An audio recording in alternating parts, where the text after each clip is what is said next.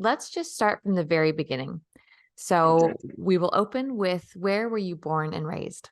I was born in Jackson, Wyoming. When I was 5 years old, my mother had to be hospitalized, and my grandparents took over. My father was still flying, and they took over for until I was about 12, between the two of them raising me.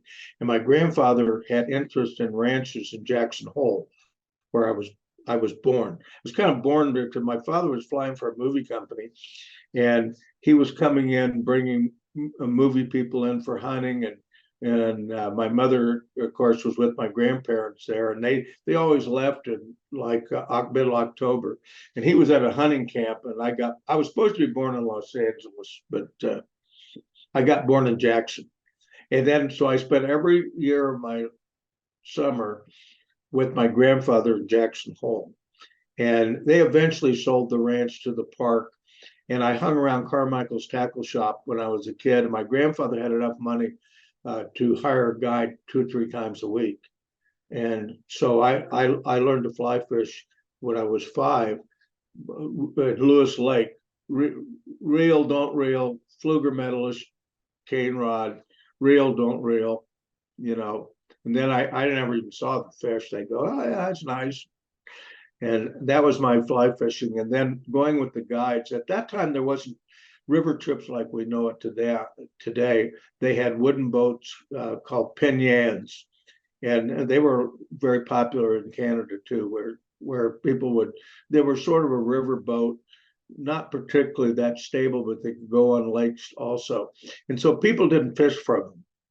They used it as transportation, because the Snake was a big river. It's hard, and the same thing with British Columbia. It's hard to walk from pool to pool. I mean, you end up 8 miles and you fish 10 pools. It's so eventually the 50s came the military rafts, and people started using them to fish. But still, there wasn't a lot of people fishing out of the raft. They were using again as transportation. So anyway, I did that up until I was 16, and my father remarried when I was about 12, and I would spend the winters with him, and then I'd go back to Jackson.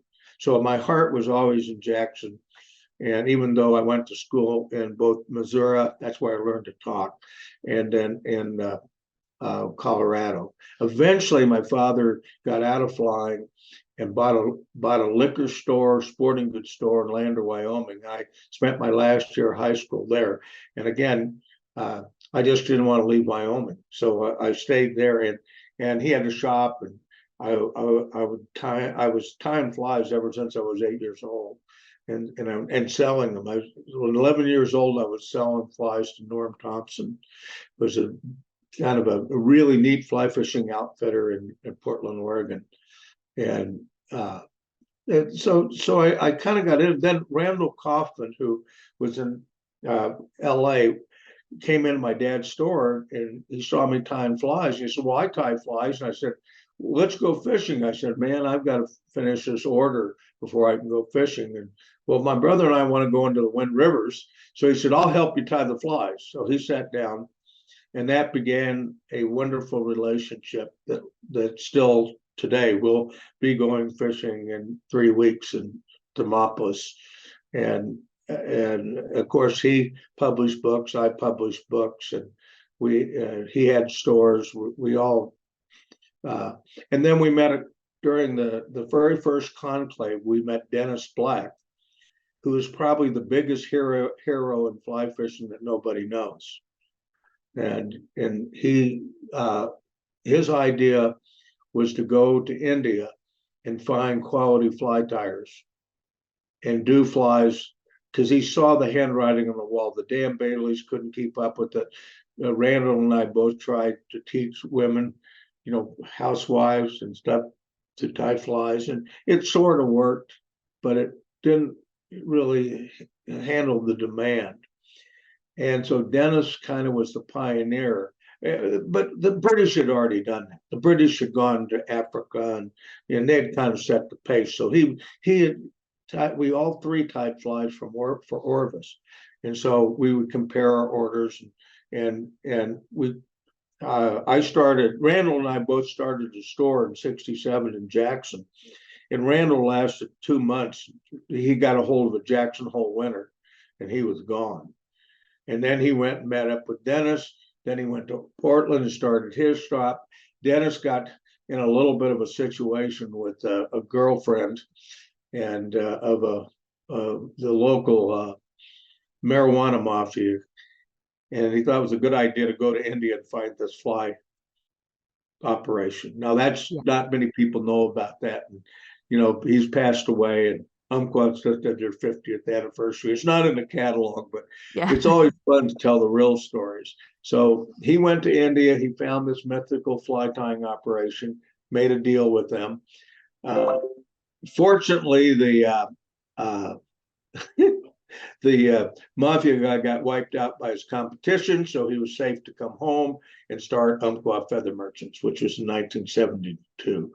He did it with his brother and became the pioneer of bringing quality imported flies into the United States.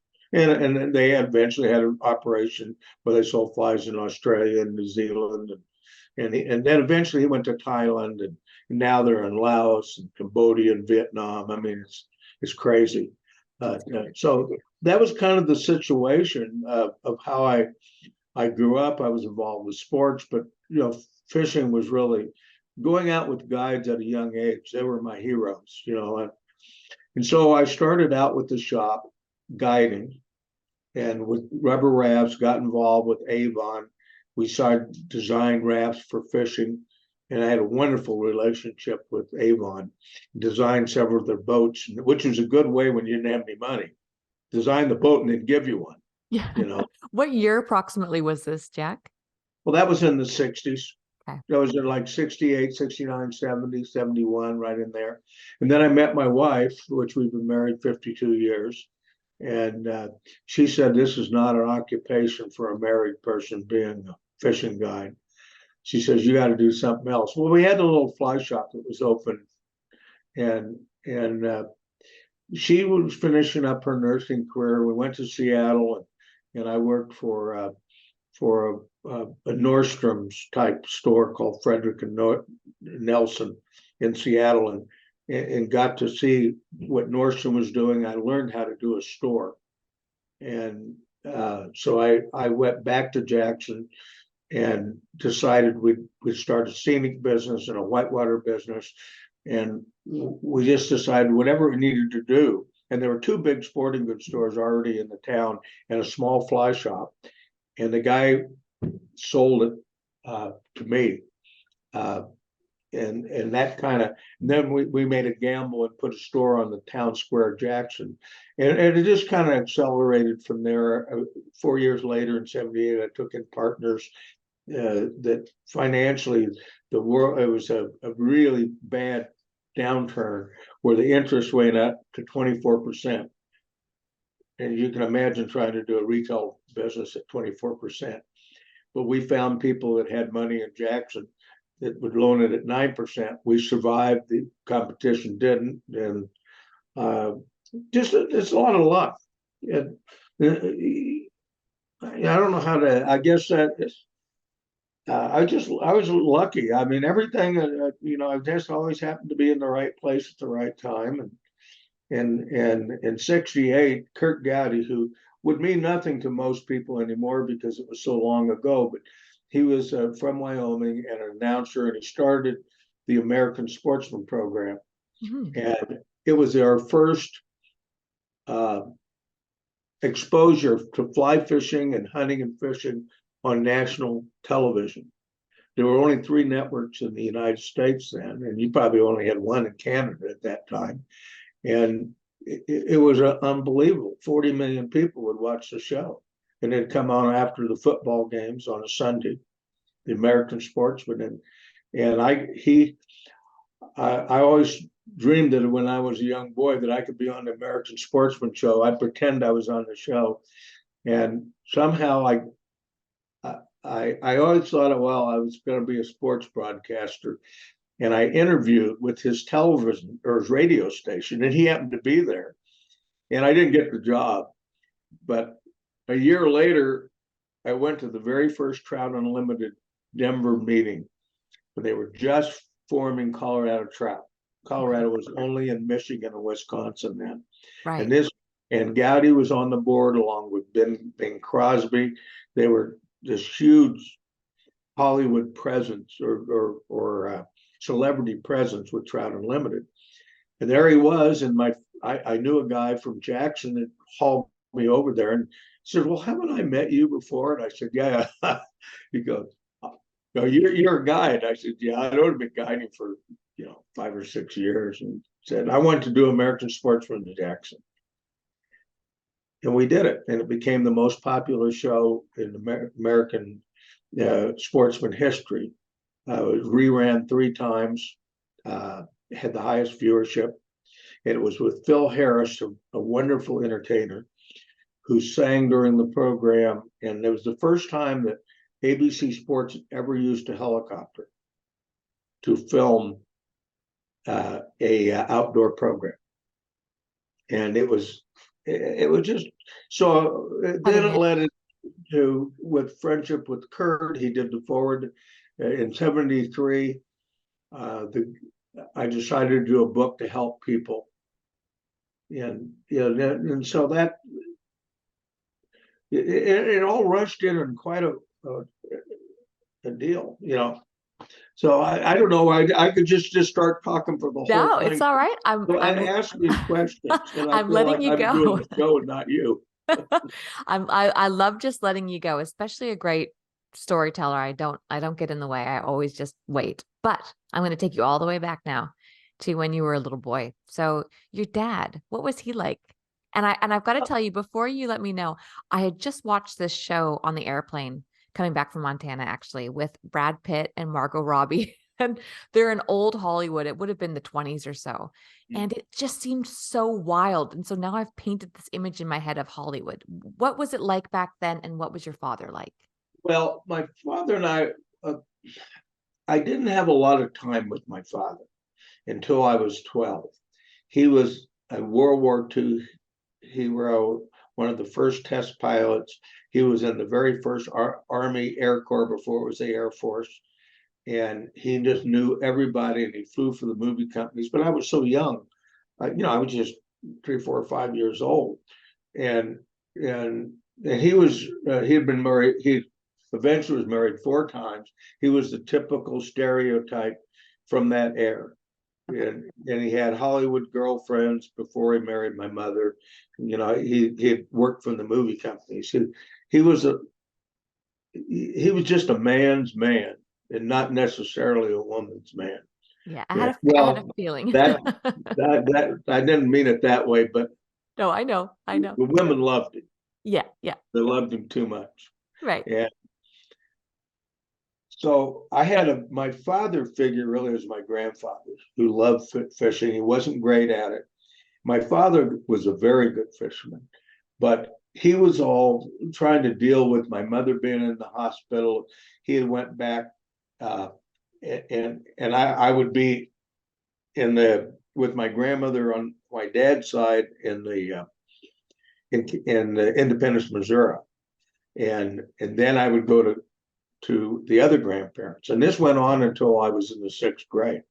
So then my father was an outdoorsman. He loved to hunt. His brother was a very successful car dealer. Uh, they both were very close, and I got to go on lots of hunting trips and lots of fishing trips. But the summers where I really learned. And as a boy, my grandfather just turned me loose. I was 8 or 9 years old. He'd go to a ranch and play cards with the ranch owner, and I had the free reign. And I would crawl on the banks and watch the cutthroats. Everybody wanted to fish the river because it was easy fishing. Just throw a big humpy out there, you catch fish. And they go, "Why is this kid going out and running up and down, trying to crawl and catch these fish that nobody can catch?" And then I made the acquaintance of Mrs. Carey, who was the wife of the 3rd governor of Wyoming. And Wyoming became a state in like 1890. So, a 3rd governor and my grandmother was born in 1890, and she lived in 3 centuries. She died in 2105. I mean, 2003. Whoa. So I mean, it was around a lot of influences. It's just hard to really say it and just to, you know, there were just so many people that influenced me, from my wife to my kids. I mean, it's just, and people ask me, what's the greatest thing you ever did? And I said, had a family where every kid was successful. That was the greatest thing. The rest of the stuff was immaterial. Absolutely. But I had so many out of the behind the scenes that nobody knew about. I didn't care to want people, like I started a one fly, I took a back seat, I brought other people in. I did as best I could to stay with it and go in the direction I thought it would, but it's a huge event now. It was the very first freshwater fly fishing event. It was not well accepted at first. People didn't like competition. Can I take a break before you go there? Because and again, I'm gonna kind of pick apart your timeline in pieces. But before I go Okay, back sure. to you being a kid, the one fly, can you just for people who are listening who have never heard of it, can you explain what it is?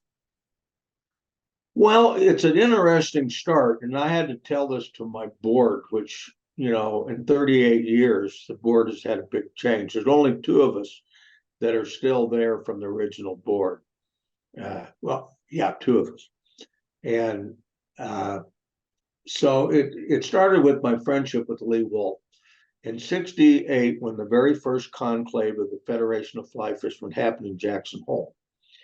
And that's when Randall came with me, and that's when we met Dennis Black, who was there from California. He was tying at this very first conclave. And so at that point, they needed guides. And they knew that when I was 14, 15, 16, I was rolling the river and taking people fishing. Nobody cared about insurance. You could drive a car at 14 in those days. You were in British Columbia, you know what hell I'm talking about. And Australia would be the same place. So for some odd reason, I got Lee Wolf. I mean, I had watched his program when my father was shot down during the Normandy invasion. I never went to a movie, never went to any of my sports. I played sports even in college. My father never went to one game. But he never went to a movie with me. But he took me to The Longest Day, and which was the original big epic movie about you need to watch it too. It's fabulous. About Normandy. And before it started, here was Lee Wolf standing in a stream they used to have cartoons, and then they'd have what they call shorts. And he was doing this before he got involved with Kurt Gowdy and American Sportsman. Films on his own. And he caught a 30-pound Atlantic salmon on a 6-foot fly rod. And he released it. And I'm just like, I got to do that. I got to do those kind of things. That's when I knew I was stuck right then. And my father wanted me to go to the Air Academy. He wanted me to do all this stuff, and The Longest Day didn't inspire me. But so, lo and behold, I'm guiding. He and God, who is the guy, the founder of Esquire magazine, and they were two buddies, and they went at each other all. And it was a great trip. And he said, "Look, what are you going to do here?" So, well, I'm going to become a guide and everything. He says, "You know what really would help you if you go to a sports show." What? And I said, "Well, I know about sports shows because they had them in Denver where people would get up and do casting, and but these were where they had music, and they were floor shows, and Lee and Jane, and Joan Wolf used to participate in it. And they'd go out and you'd do crazy things, and it would be an auditorium, not like we know today.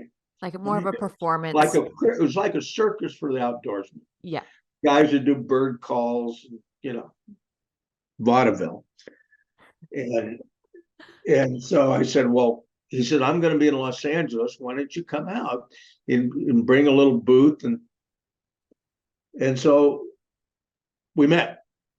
And then when I met Gowdy, we all got to kind of together and fishing. And so he had a story that he wanted to do. It was 1972, I believe, for Outdoor Life, if you only had one fly. And so he would, all the particular people in that day and age, from Sweebert to Joe Brooks and all the guys that had the reputation at that time. And I got asked, which I felt really honored.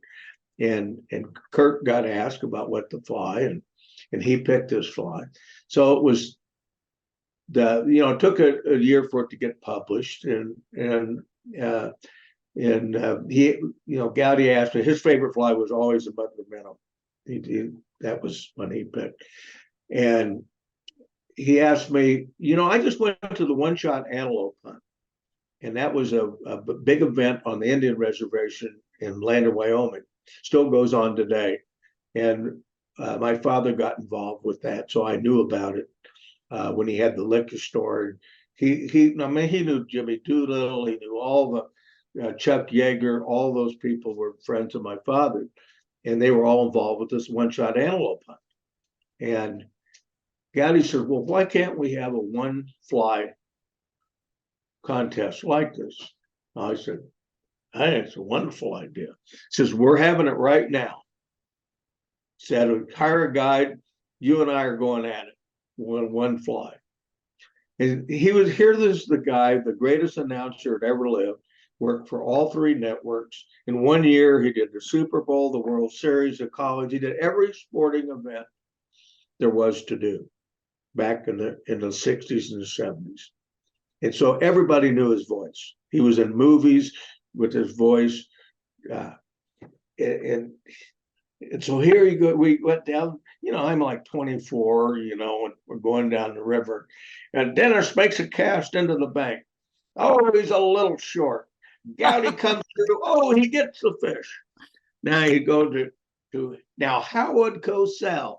What do you think of all this? And he could imitate anybody. He had the wonderful baritone that he could sing and he could imitate, and it was just like, and the people would go by and they hear his voice and like, what, no cameras, like, what the hell's going on? And we did this all over. We did it in Montana, and we did it. So in about 1977, probably, there's a very well-known writer who was from Florida and wrote for a Jackson paper by the name of Paul Brune, and another guy. Paul. Yeah, and another guy by the name of Dan Abrams, who was a minister that was the fly fishing minister, got very involved with Jimmy Carter when he came out, and kind of became the and he did all the photography for my books and editing, and they said, "Look, let's put this thing in writing and try to figure out how we could do it." And we tried it, and we only had 3 teams that were even interested. It wasn't enough, so it just kind of got tabled, and we all went off on our own deals. And Paul he wouldn't give it up. He just kept bugging my partners and said, "This need," because he was from Florida, and they had fly fishing contests, and Gowdy was involved in fly fishing contests. And eventually I got to know Ted Williams, the baseball player, through Gowdy, who was one of the important people, and along with Billy Pate and Lefty Cray and all those guys getting saltwater. But Gowdy was the one that put tarpon fishing on television. And he gave validity to a lot of the contests. So here we go. They said, okay, we went through the 80s, no fall business. After September, gone. 3 or 4 boat trips a day maximum. And they said, we got to build up and let people know how good fall is. So we need this event. And so I asked Brune and Joe Burke and a couple of the other people and Dan to come up with some rules. And they wrote the original rules. And I thought it was easy. You just get a bunch of your friends together and then you've kind of formed the thing and and no board, no idea what we're doing, but we learned one thing: we would pay the guides, no volunteers. What were the rules though? They're only allowed to fish one fly? Well, the rules evolved over that. It started out with just a point for every fish, and Okay. then you got points for the biggest fish, and now you measure 6 fish. You can measure 8 fish, and then you choose which 6 fish. It's very it has evolved like everything. But it started out in the first 2 hours. One of my best friends drowned in the river. Oh. And I had to rush to there, no cell phones, no nothing, and try to piece it together. My wife was the ER nurse on duty. We luckily had a helicopter. They found his body, but they couldn't revive him. He had a boat had gotten loose. He was running along the bank to try to get the boat, and the bank caved in. They got flipped over, and they never did an autopsy, but it was a broken neck more than likely. He was a California surfer, fabulous swimmer, and he did it because originally we thought it would be a good thing for Jackson Hole Trout Unlimited. We thought small, and so then you can imagine that night when you're having a dinner. Mm-mm. But I had some wonderful people that had a lot more wisdom than I had. Said, look, this is what we need to do. And we were able to then put his kids through college and help the family. And all of a sudden it worked.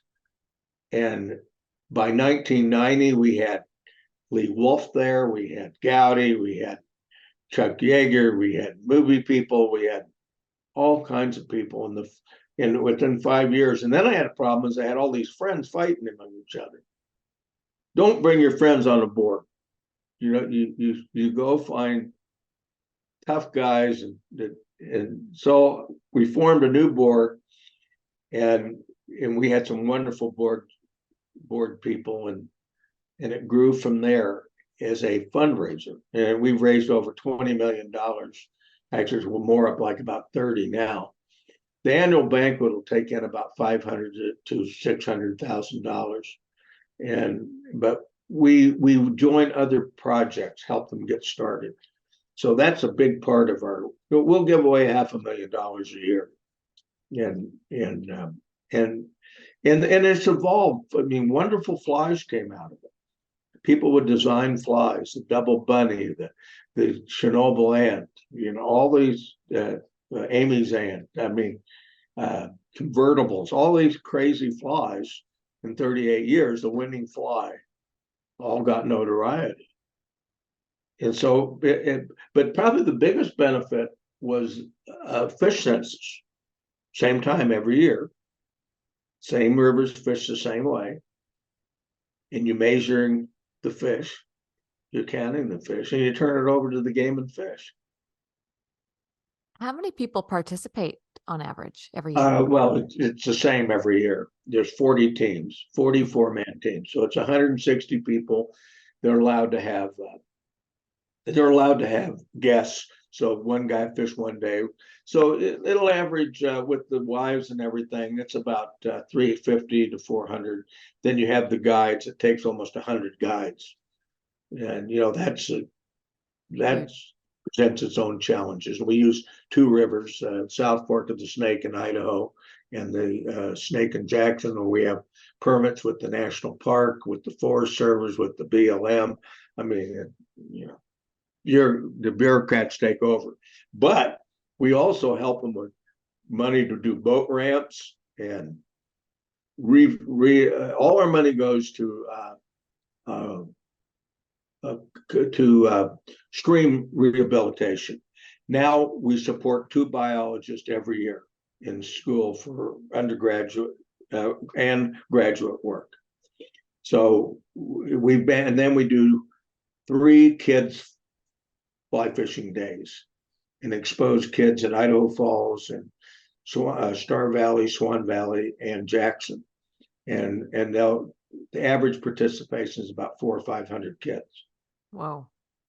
and so that's another thing that we do. And then fabulous booklets that tells our story. And I mean, you can find out, it's just Jackson Hole One Fly, and you can get the website.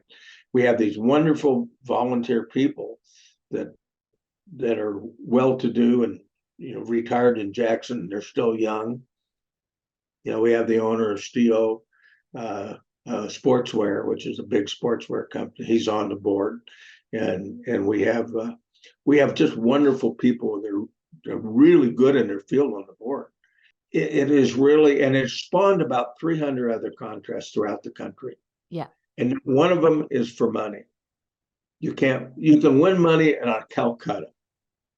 You can bet on yourself, and people can bet on you, and that's the only way you win any money, and it's minor money. I might win $3,000 or $4,000, big deal. But the one fly gets a big chunk of that too. So what's happened is now that contest has been a great fundraiser for Trout Unlimited deals. They tried it in Canada. A lot of them didn't. They didn't really. They did. There was one in New Zealand. They didn't really know how to make it work. A lot of them. It's very intricate. They tried to get guides without paying them. That we makes pay it them hard. $1. We pay them a year in advance, and they've it expanded. What it did was help build a fall fishing thing for guides. Why was fall fishing not popular? Nobody around.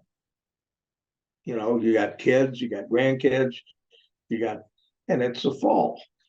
Yeah, it's always been popular with well-to-do people, but it never got.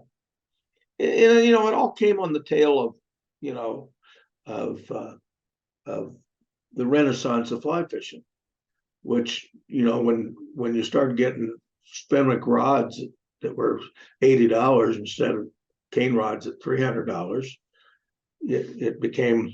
And then you started getting fly fishing magazines that appeal to the average guy instead of well-to-do people. They never read magazines. They just went and hired a guy. In those days, you didn't have New Zealand. You didn't have all the other places pulling on them. So the West in BC, I mean, my God, they flocked in there and to go steelhead fishing. Yeah. But it wasn't the average guy. Right. It was very uppity. Do you remember watching and witnessing the shift where fishing suddenly was accessible? Yeah. Can we talk about that? My book sold, between the 3 books, we sold almost 600,000 books. Charles, because for people who are listening right now, they don't realize Charles's best friend, Andrew Brose, who passed away before I met Charles. Andrew and you were good friends. Yes, I met Andrew. Gosh, I'm trying to think how I met him doing. I got invited in '76 by Ken. Oh God, why am I not? The big department store in Australia, and so he said, "Well, bring Jack out with this new book in '76, and we'll highlight our opening of our fly shop." This is before the Complete Angler, for Jimmy Allen. That's right. So, and the shop is still around. And just so you know, before you continue on this, because I'm fascinated, all those books that Andrew has of yours or had of yours, he willed them in his will. They were left to Charles. So we have got all of your books in our library. Oh my gosh. Yeah. Oh God, I have so many Andrew Brose stories. I mean, and he got to know my wife very well. We went on a lot of trips. We went to Argentina and Chile and New Zealand, but it's a very intricate. And he was very much a part of Australia, getting. So anyway, I went out in '76. Pan Am paid for my flight, brought my wife out, and we this Bruce Whalen, who was a pilot for Pan Am, was helping in the store build a fly fishing department. And so he brought the books over. When he flew, he'd get 25 books from me. He'd fly into Jackson. He's still alive and still he is the personal pilot for the guy that owns Ansett, that owned Ansett and sold it to the Brit guy, and so he got us he got us there, and I went fishing with him on a swampy plain, and just kind of started falling in love with Australia, and they paid really well to come out and somehow during that time I met Jimmy Allen, and we became friends. And then Jimmy hired me to come out and help him build a fly fishing shop in his complete angler store on Little Collins Street. And see, I can remember certain things. I think your memory is amazing. And that shop is still there, I believe. Yeah, well, terrible with names. That's my I remember situations and stories. I don't remember names as well. But what happened was Jimmy was very involved with ocean fishing, and he said, you got to kiss this. We need somebody like you coming over here. We can't afford Lefty Cray and some of these other guys, but you're young, and we need you. So I mean, I started going there every winter and doing stuff with Jimmy. And my greatest story about Jimmy and this would have been in the early 80s. I came out to help him put the final touches on his fly fishing shop that he put on the upstairs. And it was at lunchtime, and I don't know if it's the same, but it used to be everything shut down for 2 hours. Everyone went to lunch. Oh, no, I don't think so now. Back in those days. And so the shop, he had on just a minimal steel. He was on the phone, and I was up in the shop, and this guy walks in with a beautiful tailored suit, which you never saw around Australia. You'd see a little bit of it, but walking into a fishing store carrying a rod. He walks up. He said, "Hey, is Jimmy around?" And I go, "No, he's back on the phone." He said, "Oh, he's always on the phone. Hey, you sound American." And I said, "Yeah, I'm American." He says, "Look, I'm in a bit of a hurry, but maybe you can. Do you know anything about fly fishing?" And I said, "Well, I own a fly fishing shop in Wyoming in the U.S." He said, "Oh." He said, "Well, I got this rod and I need a line for it, and I'm going fishing this weekend." And I thought maybe Jimmy could help me. And he said that there's no marking on the rod about what line size it was. I said, I looked at the rod, it was Thomas and Thomas Kane rod, and I said, I know that rod. And I said, let's put it together. And it's a 5-weight. And he goes, "Oh," and said, so it takes a 5-weight. And I said, I've seen this rod before. He says, "Oh yeah." And he says, it was a gift from your American president. And I go, "Yeah, I know it is." I go, "How in the world did you get that?" He goes, "I don't have a clue, mate. Maybe it's because I'm the Australian Prime Minister." Oh my goodness. It was oh, again, the name. And I don't know either. I'm totally Fraser. up to date with Malcolm Fraser. Okay. And he was a big fly fisherman. We actually went fishing together, and that was the most embarrassing moment of my life. It was only 5. When I opened it, it said a gift from the President of the United States, Ronald Reagan. But see, I knew Thomas and the Thomas and Topham people, the guy that owned it, and he had showed me that rod at a sports show that he was making 5 of them for Reagan. Oh wow! So I mean, it was that, and so it kind of happened there. But originally, I had a chance when I was first there in '76 to meet Noel Jetson in Tasmania. I'd go fishing with him, and he was kind of the Dan Bailey of Australia, and we had fabulous relationships, and it worked into where I had a contract with Australian Tourist Commission. And I went to, in 1982, went to, which was a very interesting adventure to Darwin. This Oh, is long wow. before Crocodile Dundee, when there was Yeah. dirt roads out there. And they had two fly fishers that neither one had ever seen another fly fisher. Hmm. I believe that. And I went up there and they hired my friend Dan Abrams, who had done the photography in the book, to film it.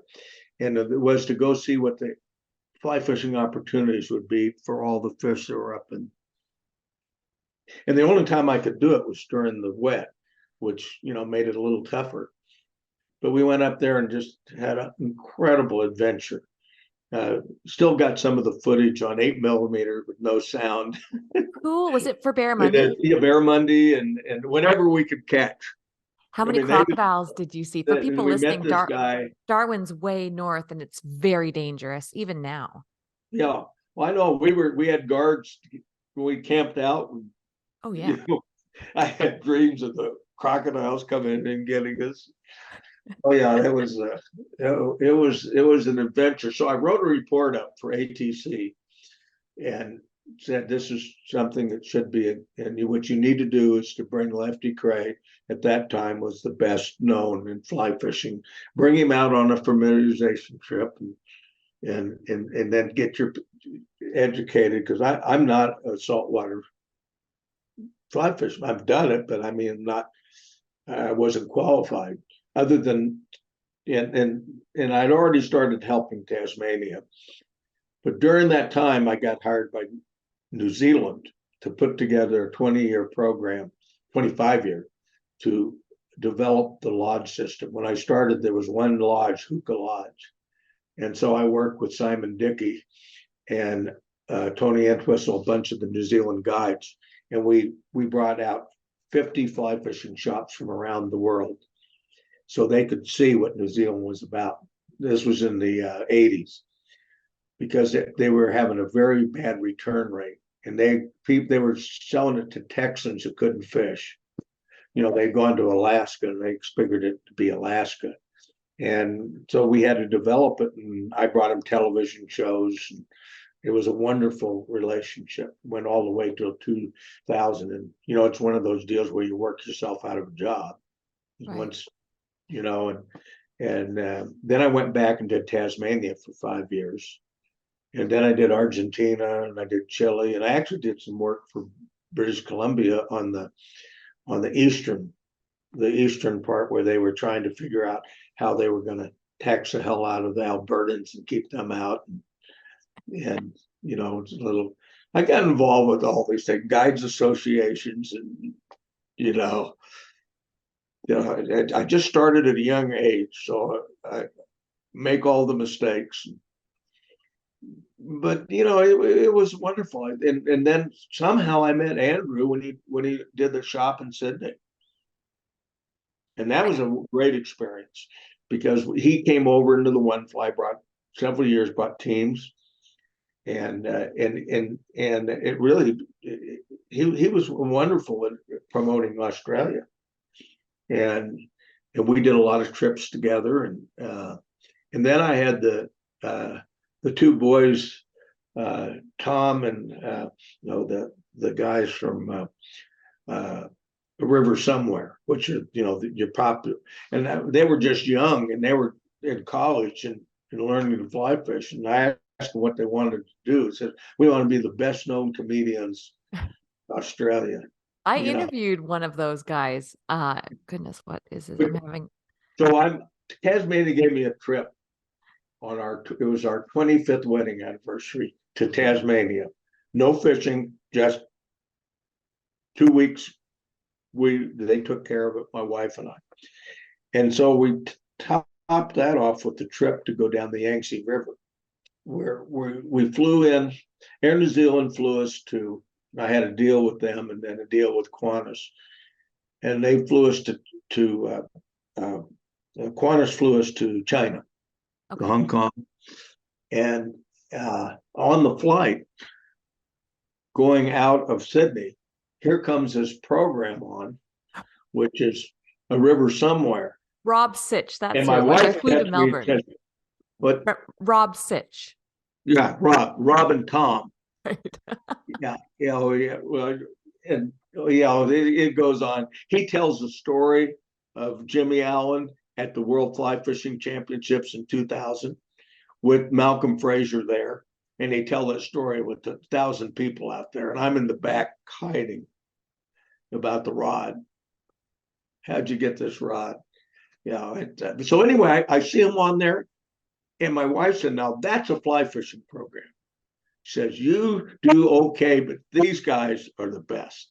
And so I turn it on, and I go, and so he's making fun of the Royal Humpy, which is my fly, and talking about the materials.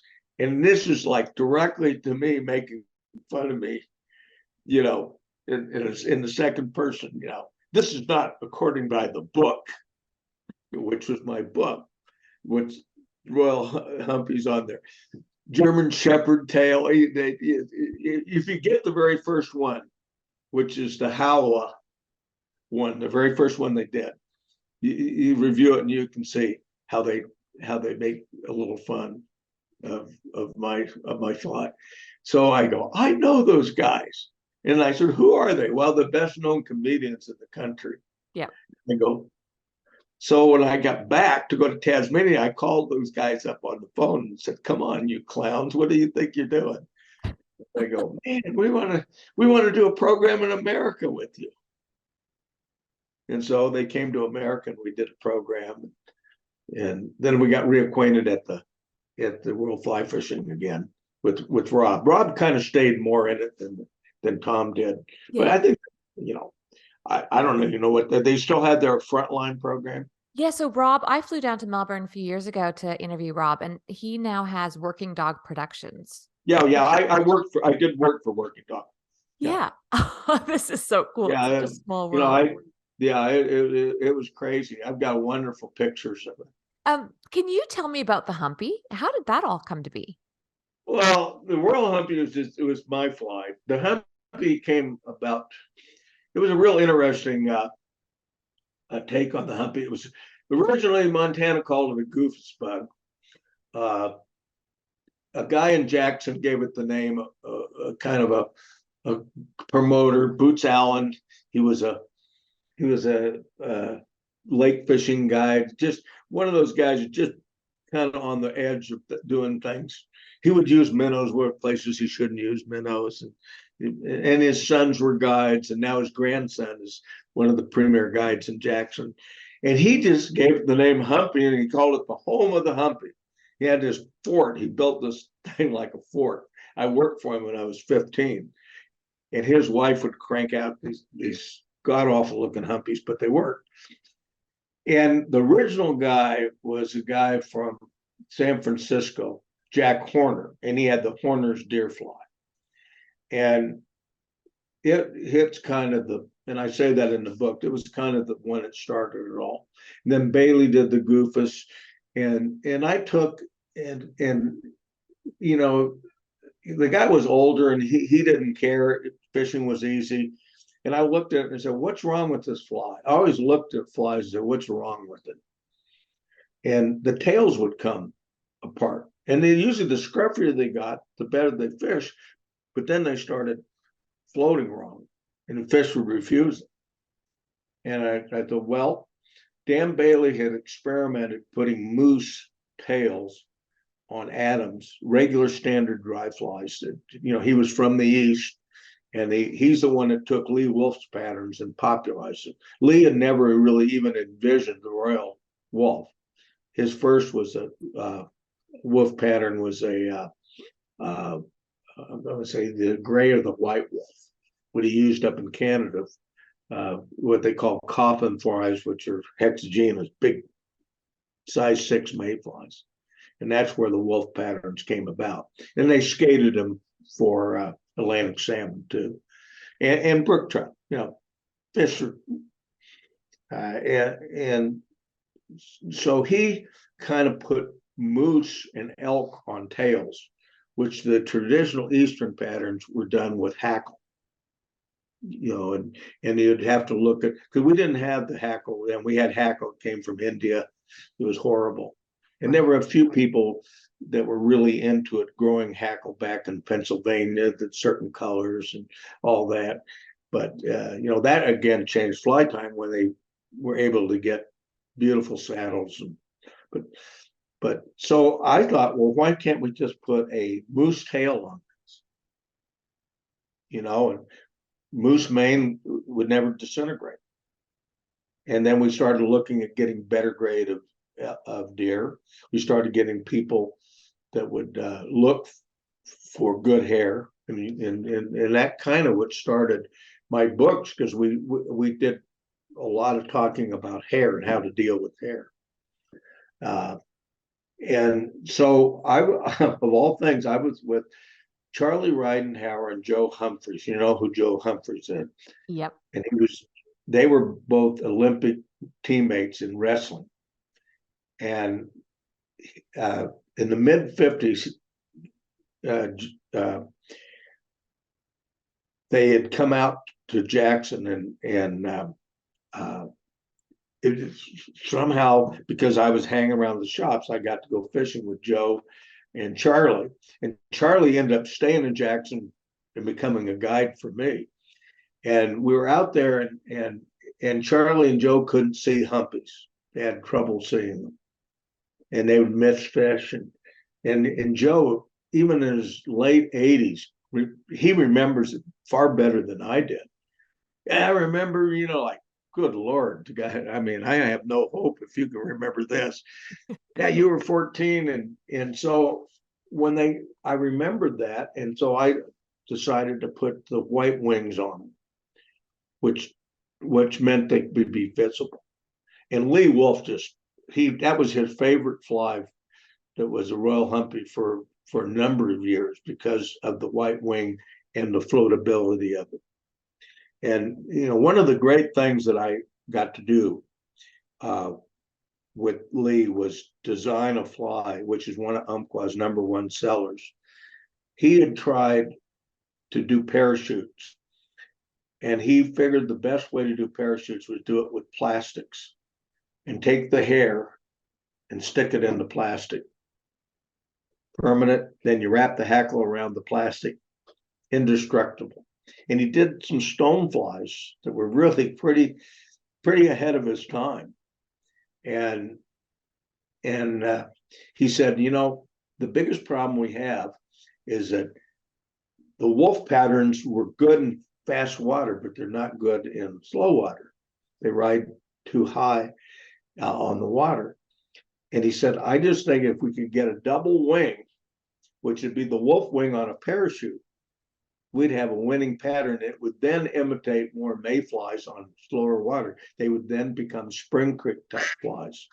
I looked for a thread. The problem was you could tie them in 10s and 12s, but you couldn't go any further. And you got to have 16s, you got to have 18s. And I worked with Goodbrod came out with finally a thread that was small, because you had to do a lot of wrapping.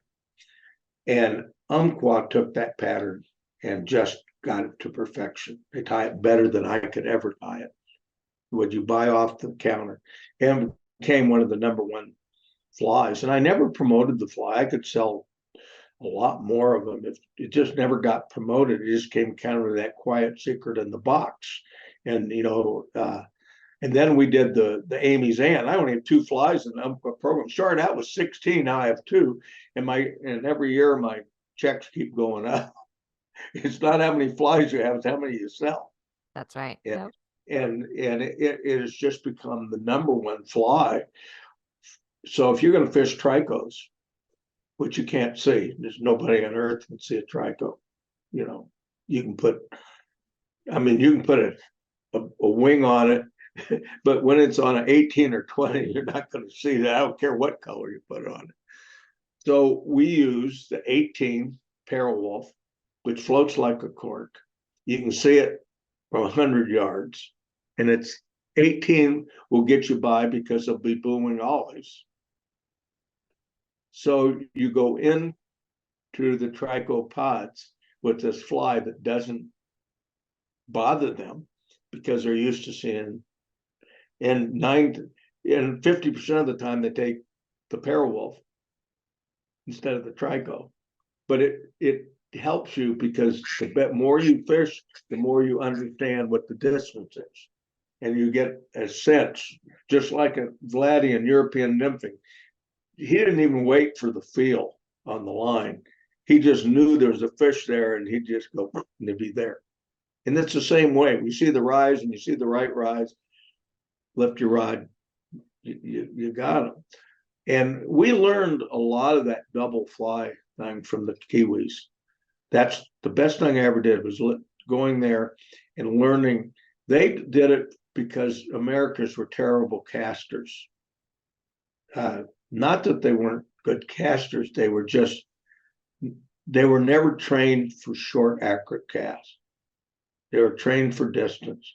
And you get these guys that didn't realize that a 30-foot cast had to be within an inch or two of that fish's mouth. And it's amazing because we actually did a contest that Steve Rajeff never won, where it was called Casting for Dollars. We put it out 30 feet. And actually, it was Brian. There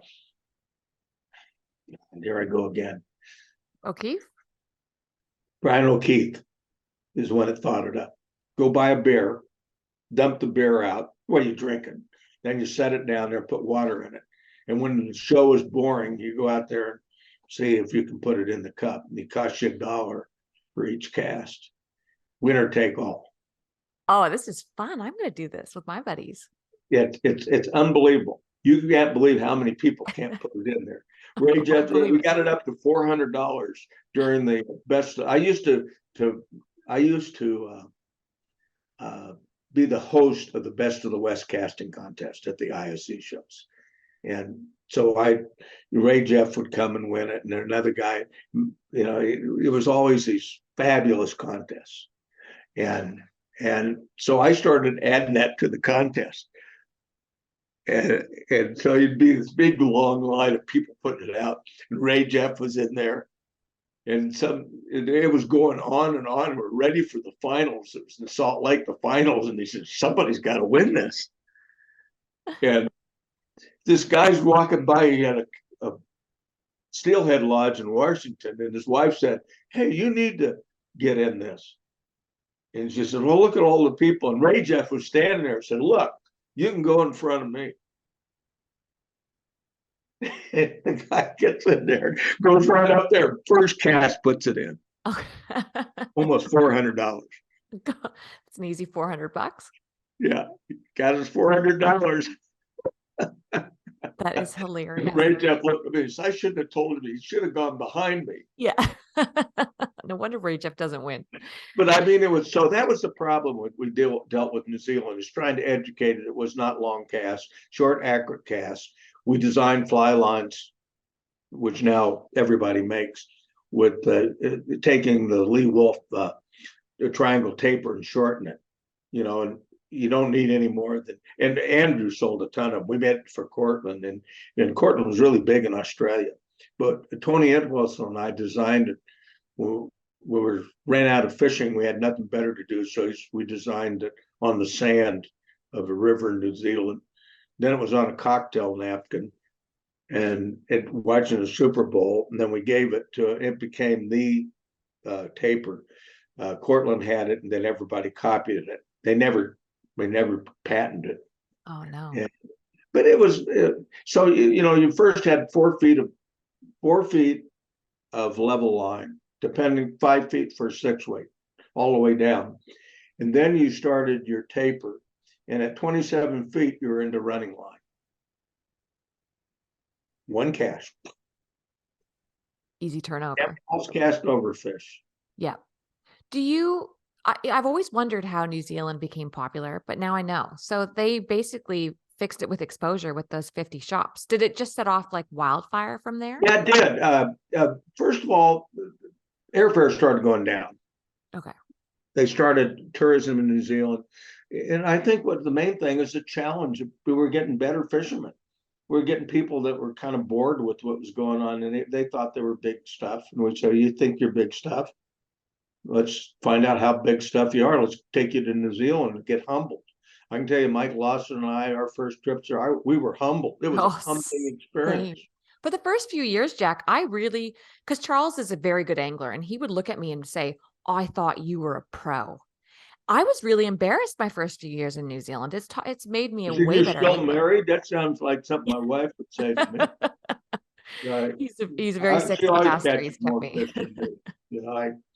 But it, it, I learned because I was able to get a Hollywood connection. I end up meeting a wonderful lawyer who did so much for fly fishing, a guy by the name of Skip Brittenham. And he had the money to go anywhere in the world. He had taken on Spielberg as a client, and his firm just, and Harrison, Ford, and he just went crazy. And he was the guy, and he fell in love with fly fishing. And we went everywhere. And he met Andrew, and Andrew loved him. And he really liked Andrew. And he went on a lot of trips with Skip. And so we would go over there and watch how these guys would get better each year, and how they, and I didn't need a guide. And so I'd go on the helicopter, they'd drop me on a river, and the government thought, "It's great, we don't know, tell us what you think of this river."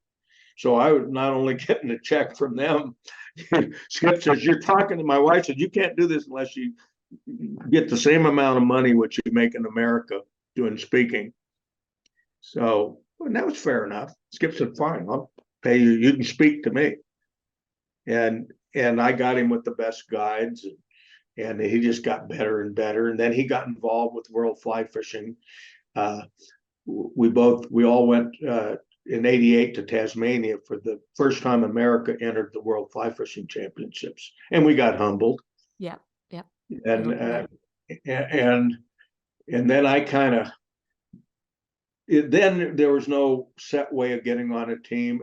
Everybody else had contests. We just handed them your Platinum American Express card, and if you could fish, you were in, because it cost so much money. So we went through the rich people, and Skip was there, and then we decided, we were just getting our ass kicked, just, and so one of my partners said to me, he said, "We got everything running well, and you're going around this thing. I think it'd be wonderful if you'd take over as the manager coach of the U.S. fly fishing team." This was in 2003. And I'd done the coaching in 2000 when it was in Australia, which was, I just learned that what they call, Andrew called it the Australian one fish. I think it was 40 fish caught in the whole contest. It was that it was a drought season. It was horrible. And I thought, man, I said, "Are you sure?" And anyway, I did it from 2003 through 2008. And at that time we learned from the rest of the world about European nymphing. And that original team won last year, won the Masters, the senior champions, world champions, that same team that had gone, and we got sixth place in our very first contest that we went with the team. And we got then seventh place, and then we got 14th place. And that's when I decided we had to do something differently. And we did regional contests, just like they do in Australia. And the French always said just make it an open contest, the same guys will win. He says, and the other guys will learn how to beat them, and they will, and it's worked, and I'm happy because we have George Daniels, we have Jeff Currier, we have a wonderful group of all the guys became ambassadors for fly fishing. Mm-hmm. And I accomplished what I wanted to accomplish, was bringing some more young people. And what better is to represent your country and learn how to be a gentleman when you're getting beat. I have a question for you on that, actually. Well, I've got two questions that I've actually got three questions that have been nagging at me over the last hour. And I wonder if I can throw them All at right, you. no, let's do it. Well, the first one is, your dad, you were able to go one of two ways. You could have chosen to aspire to be like your dad, or you could have chosen to be like a lot of the guides and who mentored you and your grandfather. Why did you choose to go the route that you did as far as being the man that you are today?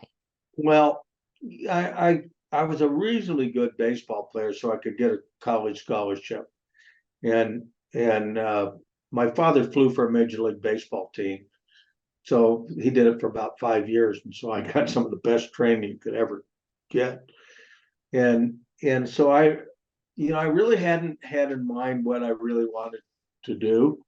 I figured baseball would pave the way, but see, you got to realize what year it was. I was a senior and young. I was born September 30th, so I was already the youngest person in our class because in America you started on October 1st.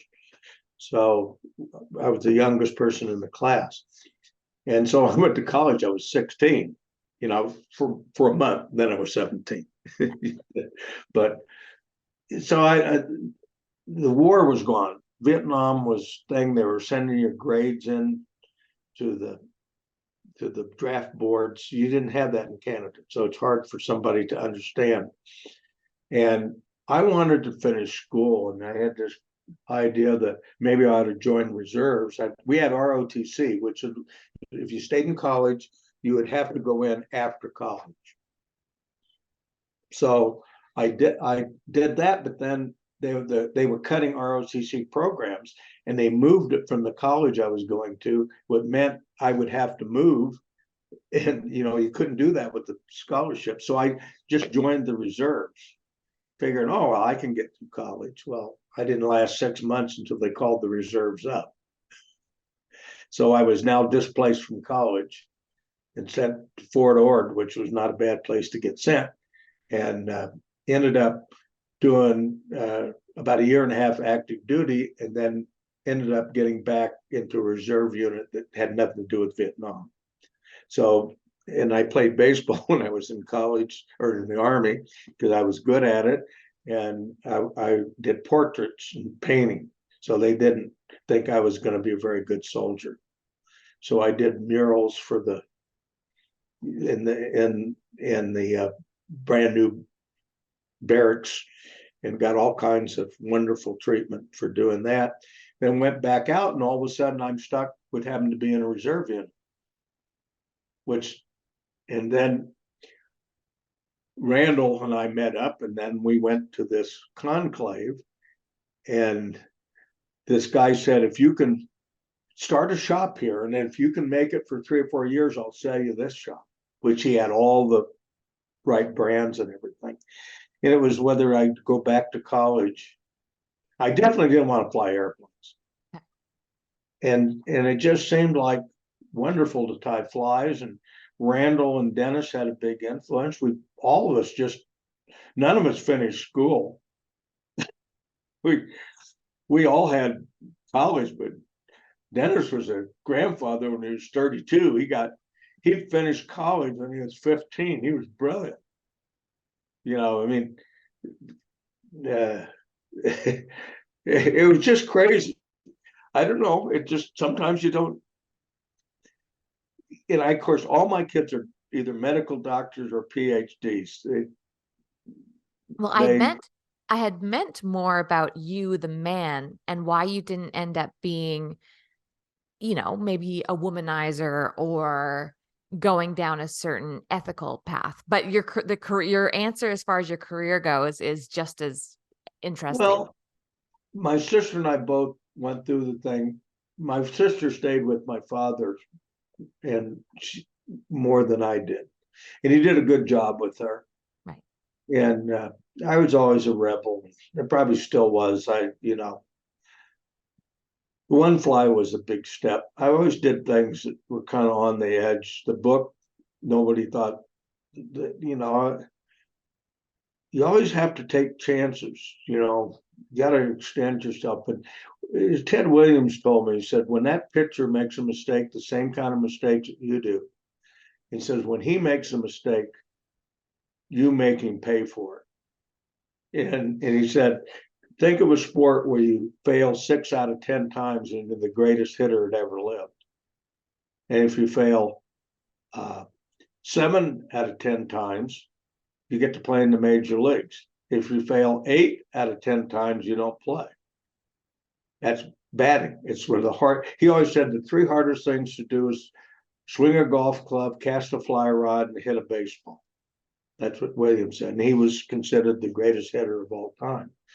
And so I think that you recognizing an opportunity, you have to sometimes forget everything, make bad decisions sometimes, and grasp that time. Well, that's my third Being a question. guy, you've met fabulous people that advised you. Absolutely. My 9-year-old grandson who's going through the same process that I did, which I have grandma, everybody saying, look, and he understands he's got to get a college degree, but he's going through the same thing. He's got all my genes, unfortunately. The other kids got their mother's genes and their grandmother's genes. And but I don't know. I wouldn't change a thing. There was a lot of heartbreak. There's a lot of wonderful things. I look back on all the things I ever wanted to do in the world, I got to do. And a lot of times it was the expense of my family, and everybody kind of stuck with it. My wife was stuck with it for 52 years. I think, I never know when my clothes are going to be even at this age, on the lawn. But she got mad at me. She always threw the clothes out on the lawn. I think, look at it. I mean, the governor called me about the Kirk Gowdy thing. He says, look, you've only been a guide for a few years. You think you can handle this? It's my God. But see, I was around those kind of people with my dad. The governor didn't intimidate me. We lived across the street from Harry Truman when I was a kid. My uncle was a congressman. I was around these people. Yeah. And so I learned that, and so that's why I've been able to have wonderful relationships with movie people, because, I was raised around those kind of people, and they have all the same problems and heartbreaks. And, I've got to fish with, I got to really know Harrison Ford. I gave him his first flying lesson because I could fly. We were on a fishing trip. He says, what are you doing up there? And I said, well, we couldn't get an extra pilot, so I'm flying as the second pilot. So, well, if you can do it, I can do it. And, he knew my dad, and he knew that I had the background. So we got him up there, and I gave him his first lessons. He still hasn't ever forgiven me for that because he's gone crazy for it. What just something that's also been in my mind is Randall Kaufman in LA. Why LA? That really surprised me. I think in California, but he was in the Rialto. That's where his father died early. Oh, okay. And he would go up to the Sierras and fish in Bishop, and he just wanted out of there. And I was the route to get out of there. Right. And so we went to Pinedale. We couldn't decide where we wanted to go. And he, and I was toying with, because I could have gone back and, I just said, look, I got to be in this area to go to the meetings. I can't go around the world. I was like having a chain around you, you had, there were monthly meetings, and,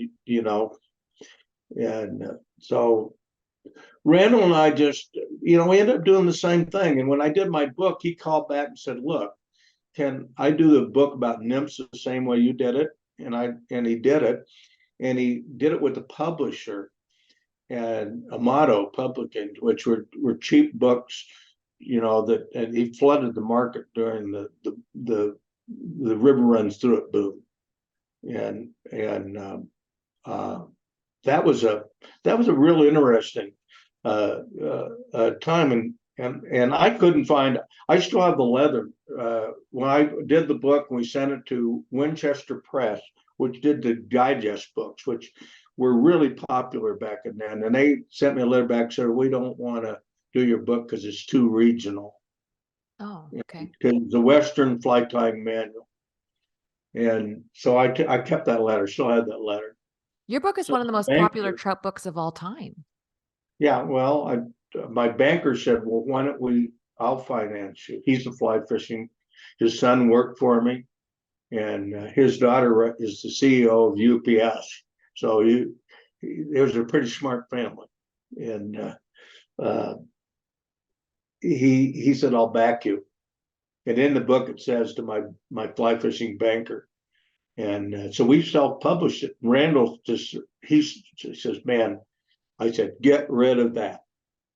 You publish your books yourself. And so he and I kind of became outcasts. None of them. First of all, I hate writing. I like the spoken word. I like doing TV shows and things like you and I are talking about. I don't like writing. I did it because I needed to, and I had great editors just like Hemingway. I'm very good friends with Jack Hemingway, and he said the best thing my father did was get good wives to edit his books. There's a woman behind every man. Damn straight. Every man. Winston Churchill could have never got away with the things he did if it wasn't for a great wife, nor myself or everybody else. So I think that's important. And the same with Joan Wolfe, and Lee became more settled.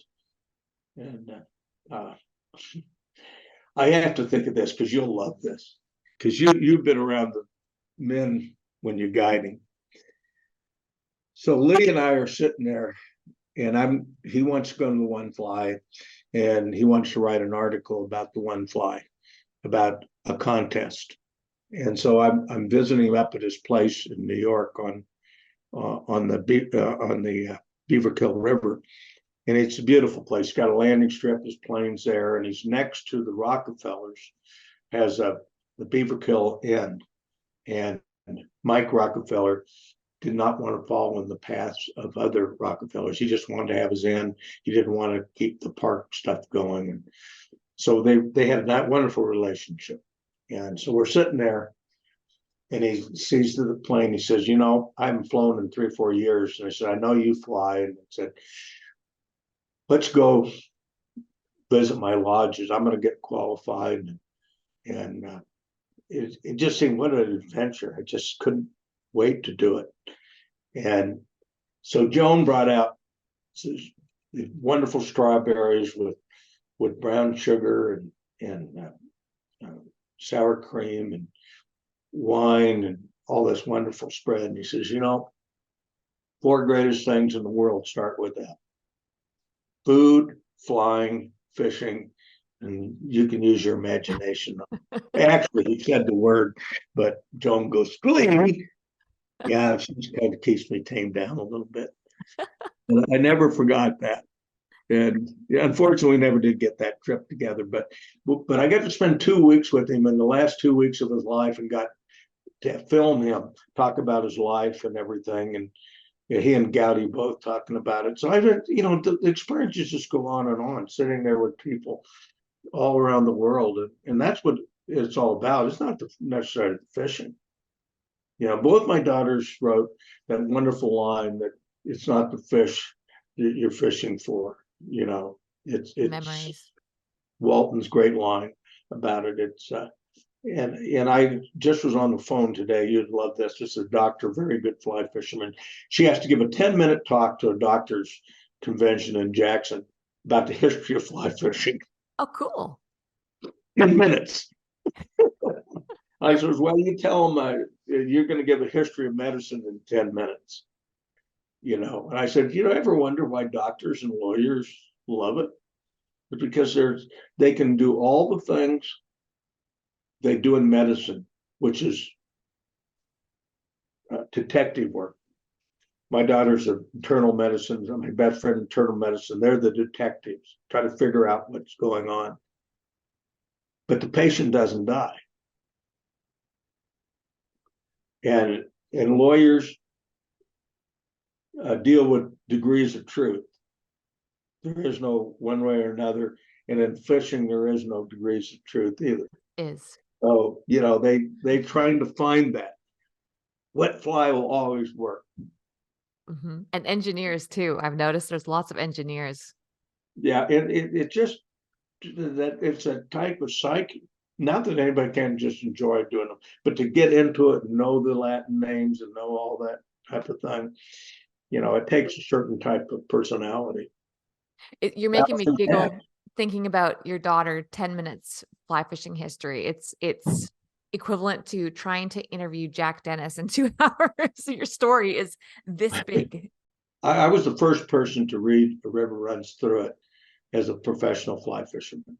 I got to know Norman, and it's a 4-hour read. And I was at head of a when I was 32 years old, I got all the politics I ever needed. So I never had any desire to run for politics. As a head of a travel commission that was a state federal to build up fall traffic visiting the US and promote the Western values. And I had Montana, Wyoming, the Dakotas, and Nebraska, all Western oriented. And I ended up being the chairman. They were all older and I was younger and stupider, I guess.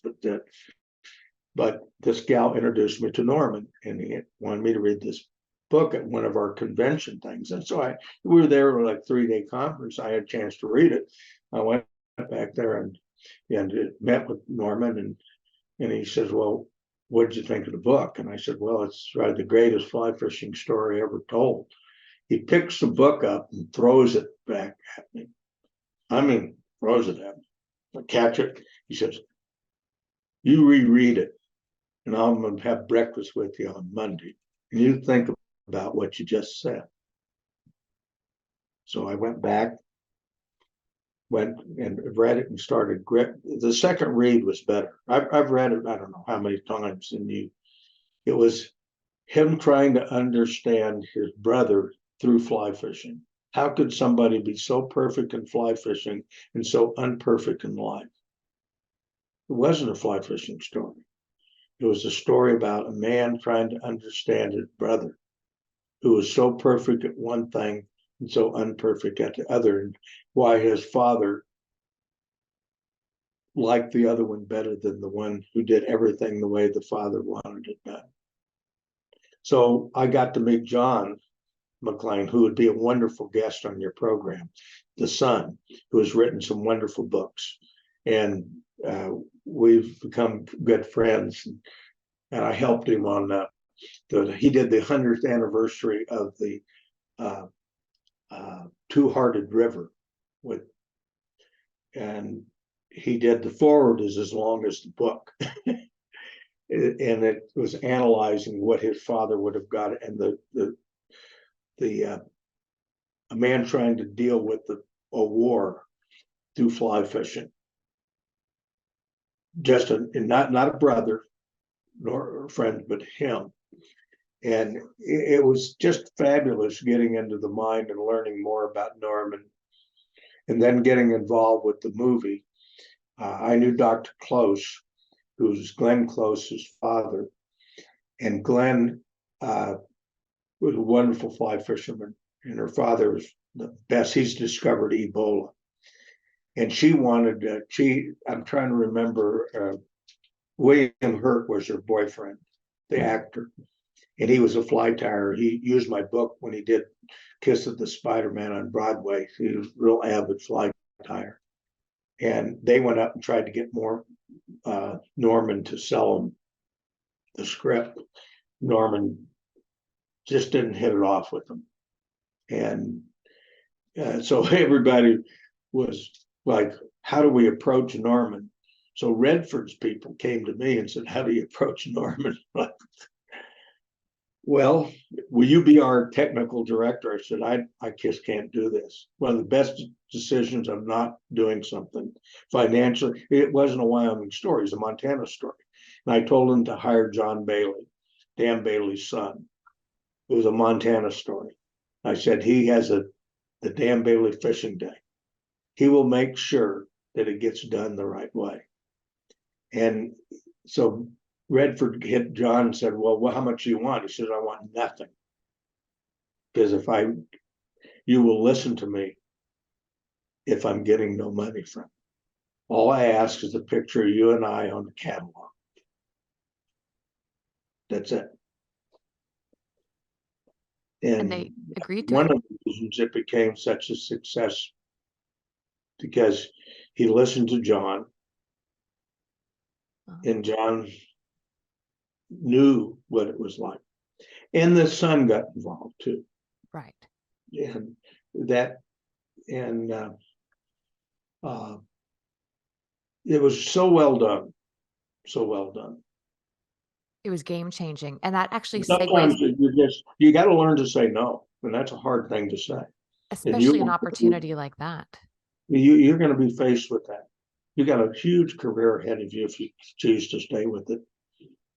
Me? Yeah. Oh, well, thank you. Well, but yeah, saying no you do have to learn to say no to certain opportunities. It's not easy. Oh, it isn't. And then you'll when I turned down a beer commercial that I didn't understand, and Skip told me, man, what, you could have made $400,000. I said, well, they were only going to pay me $300 a day. I wanted $500. He said, that's what they pay everybody. But every time it's shown, you get 300 times this. So I made the mistake on this. Oops. So, I mean, we all make mistakes. We wish, should have sold that land or that land. Hindsight is 2020. So where are you going from here? Back home? You going to guide? No, I'm done guiding. But you've segued me perfectly into my final nagging question. And I know I'm dragging on here, and I'm so thankful for your time. But you're just, like I said, your story is enormous, and you're such an instrumental part of our sport and the story of fly fishing. Where was the pivot, in your opinion, as far as being, quote, available only to rich people, into becoming more accessible? Because you were part of that change. Yeah, well, I think education, I think there's a lot of things. So first of all, the technology. What really changed it was the development of a floating fly line.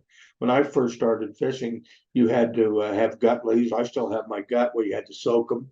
I mean, you didn't have nylon leaders. And you had to dry your fly line after every adventure. Red on there, dry it off, and then put mucilin, which is sheep fat, on the thing. I mean, if spinning reels would have been more available during that time, that changed everything. Because I mean, fly fishing was just too intricate.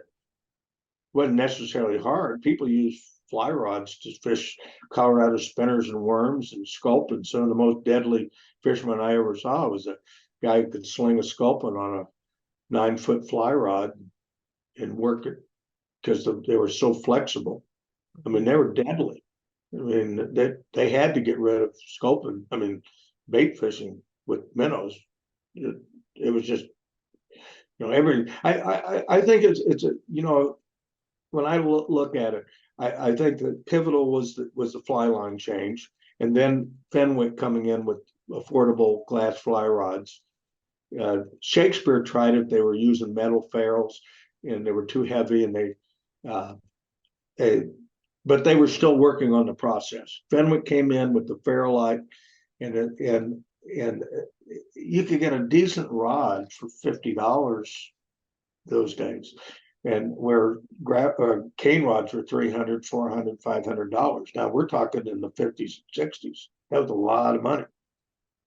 And so then fiberglass started getting even more. The guy that started the trend was an engineer at Union Carbide, and he started playing around with graphite with the Fenwick people and mixing the graphite. And this was like in the early 60s. At the same time, they were doing fiberglass rods. And his name was Russ Peak, and he's really the father of the rod. And he actually made some incredible rods. Kerry Berkheimer has some of those rods. he's the spay guy, and he probably knows as much about making graphite and glass rods. That's all he's done in his life, is make rods for other people, until he eventually made his own rods. But that J.K. Fisher was a real hero, because he listened to Winston, to Tommy Morgan, and all these guys, how to build a really good fiberglass rod that was actually a better rod than the cane rods, but not a graphite rod. But it's a good fishing rod, good casting. The problem is graphite came out with more glass and graphite, and they were flexible and some of the nicest fishing rods. The difference in graphite rods necessarily weren't designed for fishing, they were designed for casting. And if you have to cast for like an ocean fishing, they're essential. But if you're going to go on a spring creek and try to throw a 5-weight in New Zealand, I fished New Zealand with 2 and 3 weights. I didn't spook them. I didn't have to have that one cast. I learned to use, and I could land them just as fast as the guys. I was using light tippets. So the flexible rods really were important to handle the 6X, where you would break them off with the 5-weight, because they didn't have the flexibility. And that goes into a discussion you could have 25 programs on. But yeah. I feel like I could have 25 programs on you. Hey, everything got better though, because there are more and more people willing to pay the price. Right. And then you can't buy a bad fly rod hardly anymore. Mm-mm. Everybody's got it down. Casting is still a problem. The biggest thing that, and I'll leave it with, as we wind down, what we got better at is teaching casting. There are much better casters now than used to be. It's still the biggest hindrance in fly fishing is casting. You cannot be a good fly fisher without being a superb caster, period. It's like you're not going to be an engineer designing airplanes without a PhD from MIT or University of Japan or whatever. I mean, you've got to be able to learn without thinking. You look at it, you see a fish over there, and you say, I can't reach that fish. So you don't go out there flailing and trying. And when you see that fish rise, you don't want to say, oh, I got to do a cast this way or that way. It's automatic. You're from a boat. You realize the fly's got to be down ahead of the boat. So you cast, you pull back in the cast. And I had to show Joan Wolf. Joan Wolf asked me, she says, what's this mending crap? Mending? Why don't they just mend in their cast? And I said, Joan, they just don't know how to do that. So they do this. Mend. Oh, it's like So John, Lee Wolf asked me to show him how to use a 3-weight. That was, you never learn at all. He says, I'm not going to go out and fiddle out and waste 2 hours trying to figure out, tell me what I got to do with this rod. It's all about absorbing everything that you can and watching. You go up there, you can learn more from watching other people and watch all the people make mistakes. And that's where guides get good. They watch all the mistakes and all doing it right. Mm-hmm. And, I haven't fished out of a boat. So you didn't ask me, how come I'm doing guiding now? Well, that's my final question, and I'm happy to go there if you're ready. I mean, yeah. I have other questions about your career, but I also know we're going on 2 hours. Why? Hey, I don't know what time it is, but my wife hadn't showed up yet, so you got me as long as you want. But just so people know, I had been in Montana on our members trip, and Jeff Medina, love you, Jeff, was on the phone with you, and obviously you've been on my show list for years. And so we hopped on the phone, and when you told me you were still guiding, I was dumbfounded. Can you please share why you've chosen to still guide? Well, it all started with, we had an operation that was like a great sports team. And you can go and name the Canadian teams that were 10 years where they dominated things. We were that way. We dominated. We were Outdine magazine called in 2004 to the best of the best. One-time deal. Best fly rod, best hiking boots, best ice deal, best everything in the outdoors. We were the best fishing outfitter in the world. That's said it all. A done deal. You know, we set out to what we accomplished. We bought, and our 40th anniversary of the store, the trade magazine did a 10-page article about how we did it. And it was like the only talent I ever had was picking good people. You can learn all the rest of it. You spend the time. I mean, if you want to learn to cast, I mean, you got to have some physical ability. Women are always better because they listen better. I can teach a woman. You can pick somebody out of the crowd as long as she's not overweight. And, I mean, somewhat. And I can teach her to cast 60 feet in less than an hour. I can't do that with a man. One thing I asked you, never have a spinning rod in your hand. Then it's disqualified. So we get that down in the store, and we accomplished that. We had a great team. Jeff Currier ran my fishing department for 27 years. You know, I took him to the shows, took him around the world, taught him, you know, and then he went and did it better. You know, I was able to pick good people. And so it was starting to come to the end of our era. I was over 60. My partners were, two of them were getting Alzheimer's. And I could see this 40-year relationship of everything starting to have cracks. Now we're coming up on 50 years of over 50 years. And I'm going, you know, how does this end? You know, how does it end? I chose to live in Jackson, had to have a certain lifestyle to be able to afford to live there. So I sold out pieces at a time every year. So when I got to be where things break up, I didn't have enough to be a problem. I could just walk away. So at that point in time, 2008 came along, which was a huge financial time. And I had no partners that were willing to be managing partners. And so I had to give up my fly fishing career, which was not going to go anywhere anyway. The internet was, and social media was destroying speaking. In 2008, put the final deals in the coffin. What you're getting paid now, I made in 1990. Now tell me what's wrong with that. Yeah, inflation. Yeah. So, I mean, you're supposed to go the other way. And so as it turned out, it was just time to go. It's time to sell everything. And of course, when you want to do that, they think you want to stay. And so that gets into court battles over this, and 3 years of that.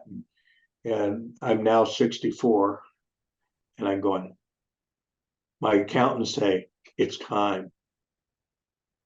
Sell everything.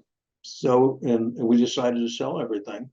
And I had, during that time that things were going well, I had all the time to do everything. Mike Lawson and I and Randall, we started using ourselves for fundraising. Go with the trip, Jack Rose, Mike Rose, Randall Fishers, you know, blah, blah, blah, blah, blah. And you pay extra money. So we do this, and the guy said, well, why can't I hire you? And I go, well, no, you know, I just don't do that. You know, I do that. So once I retired, as we're doing that, all of a sudden I end up getting a virus from Wuhan.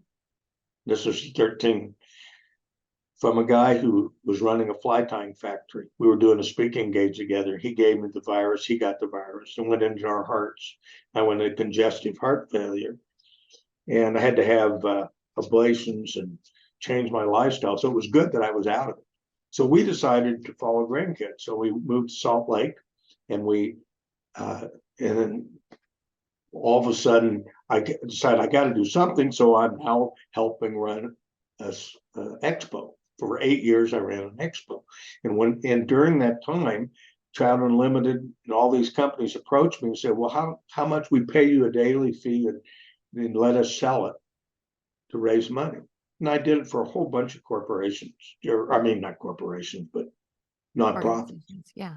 American Rivers, you name it. And it worked great. It gave me something to do, made some money. And then running the expo, I didn't feel like I wanted to get back into the fly fishing game anymore. Books were no longer viable. You couldn't make any money. Everybody that did it, I'd tell them, guess what? Those days of making any money in a book are long gone. It's like a PhD. You better have a book so you have credibility. After that, I remember Mike took 15 years to write Spring Creek. He did a deal on the Henry's Fork, rewrote, did with Gary LaFontaine, made more money on this $20 book than he did, which he only spent a year and a half on, than he did with the 15 years of Spring Creeks. He won't ever do another book. If you're going to do a book, you better make sure you have a lot of money. I have friends that write books, but they also are retired lawyers. Right. Yeah. I'm seeing that's a recurring theme. I mean, maybe it'll come back. And I mean,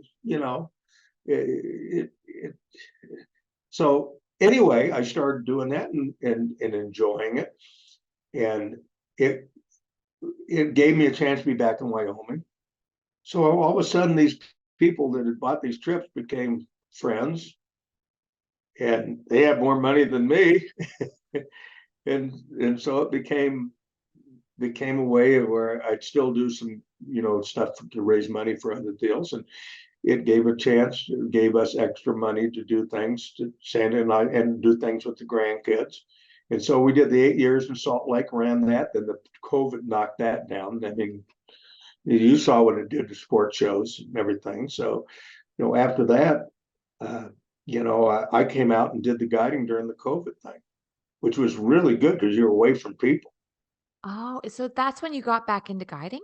Yeah, well, I got into guiding right after my doctor said the best thing you could do is go back to guiding, and I'm your first client. It would be a health thing. So it worked out. And then I had a relapse. And then last year I had a heart flutter, and that was kind of going to be the end of it. The doctor said, if I can get rid of this heart flutter, you can live and you can do that again. And he got rid of it. So I had an operation and they got rid of it. And so I felt wonderful, better than I felt. And so I'm back doing it again. How long do you think you'll keep going for? It's about time you give it up, but I'm having a tough time because it takes me to so many wonderful places. I go down the rivers now, and I tell people, if you want to catch a lot of fish, I'm the wrong person to be with, because I'm going to hammer you and I'm going to teach you how to be a better fisherman. And you may not catch the fish you think you should catch, but you will learn. And I can't take a person who's never been in a boat before and make them I can't make them into a fisherman in a day. There's no way. Yeah. You're going to do much better with my grandson, who has a lot more patience. But if you think you're hot, we'll see. When you have to be that close to the bank and those fish are reaching out like that, just like New Zealand. We would love to fish with you. So one thing is, you can't have that fish go over looking to fly. Yeah. Where are you guiding out of, and how can people book you? Well, no, number one, I won't take anybody I don't know, period. So don't even go there. Okay. 76 now. I have enough people right now to do it. And I did that this year on some trips, and I went, thank God I'm not a drinker. I may have a drink, but I would have drank a whole bottle of margaritas. Just never fished. These are fly fishing people tying flies. that fish in Colorado where they only do roll casts. Now you tell me how you roll cast out of a boat and fish. All day. Yeah, so I had some very interesting trips this year on people that taught me into this. And it sounds terrible, but I want the best of it. Just you're going to be my age, and you're going to be in Canada, and you're going to want the people you want. I used to have money put aside when I was in the store. I went with guides all around the world. They rode. I mean, I went guides in Africa and Argentina and Chile and New Zealand and Australia and Canada and Alaska. I went with guides, and I was guided. I wasn't a guide. I only guided that little time, and then so it's back learning. Oh, you've been a guide for all these years. I haven't been a guide. I've been the guide. It's like the guy who sits back. Mike Lawson's this great story for one of his guides. He said, if you could be anywhere in the world, where would you be? Right in the front where you are.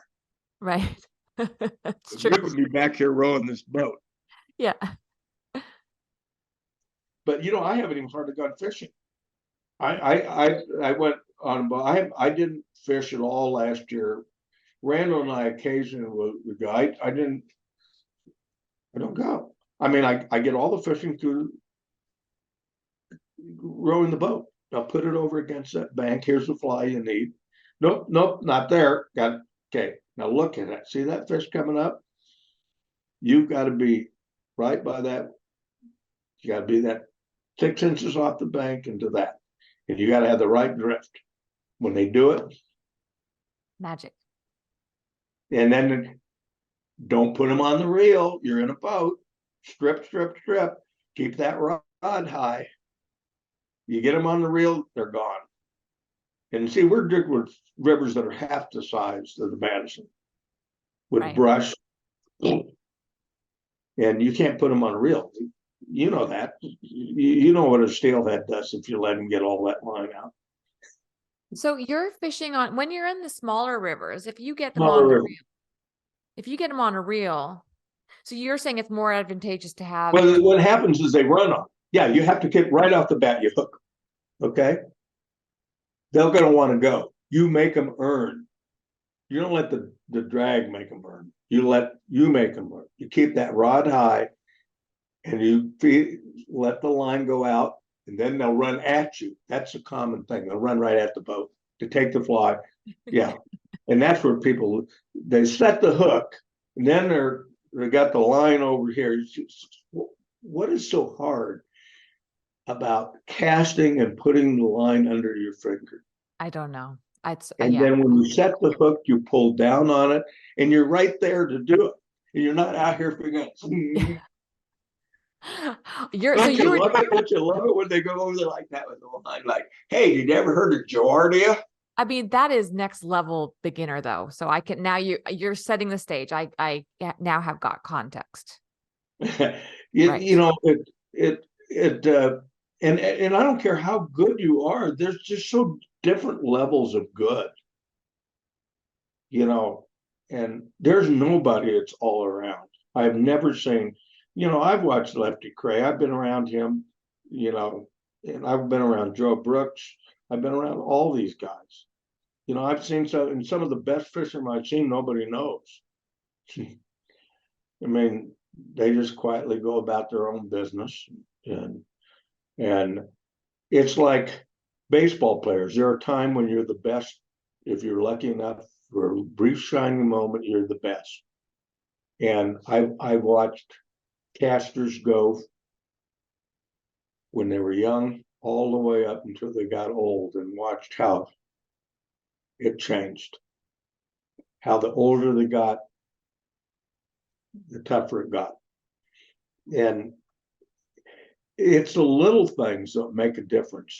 If you got a good river and you screw up 6 or 7 fish, so what? Because you're in New Zealand, you screw up 6 or 7 fish, that's your day.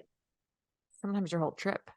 Yeah, and if you're on a tough river like the New Fork, and you get 3 or 4 chances at a fish over 4 pounds, you're not going to get. I mean, if you screw that up, you screwed it up.